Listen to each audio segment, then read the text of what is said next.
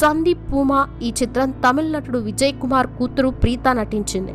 అయితే cinema flop ని మూటగట్టుకుంది. ఇక సినిమాతో చాలా విమర్శలు ఎదుర్కొన్నారు సూర్య. మళ్ళీ వసంత్ డైరెక్షన్ లో పూ వెల్లంగ్ కిట్టప్పర్ అనే మూవీలో సూర్య నటించే అవకాశం వచ్చింది. ఇందులో జ్యోతికతో కలిసి మొదటిసారి నటించాడు. ఈ మూవీ కూడా 1999లో విడుదలై యావరేజ్ గా ఆడింది. అయితే రిలీజ్ అయిన ప్రతి సినిమా కూడా సూర్యకి నిరాశ కలిగించింది.